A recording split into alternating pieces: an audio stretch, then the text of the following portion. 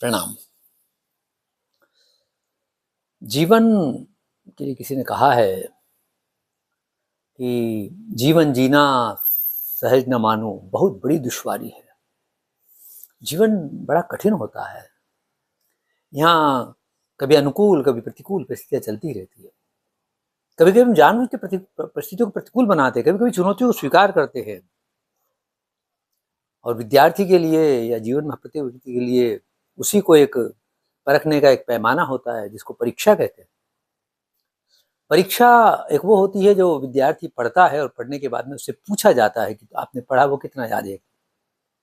परीक्षा जीवन की स्वाभाविक प्रक्रिया है। परीक्षा होना भी चाहिए, परीक्षा ली भी जाना चाहिए, इसके नियुक्त होते हैं।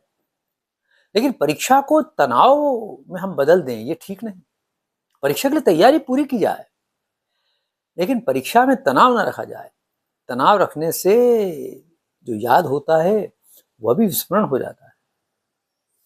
इसलिए तनाव की तो कहीं आवश्यकता ही नहीं है। तैयारी की जाए पूरे मन से, पूरे मनोयोग से तैयारी की जाए, पूरी निष्ठा के साथ तैयारी की जाए और जो परिणाम हो उसे स्वीकार करने के लिए सहज रूप में तैयार हो।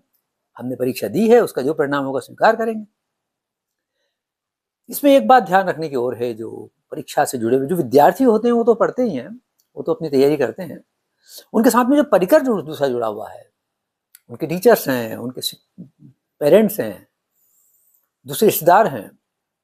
कभी कभी हम भी उनके लिए अनावश्यक तनाव पैदा कर देते हैं। पिछली बार तुम्हारी इतनी रैंक बनी थी, अब ध्यान रखना ऐसा कम ना हो जाए। एक अनावश्यक तनाव उस पर डाल देते हैं। नहीं, उसे स्वतंत्र रूप से रहने दीजिए, करने दीजिए।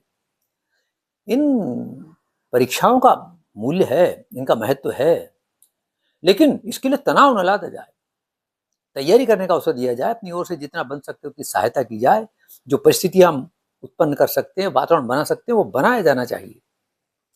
लेकिन तनाव न तो विद्यार्थी पर आने देना चाहिए, न पेरेंट्स पर आने देना चाहिए और न शिक्षकों को आने देना चाहिए।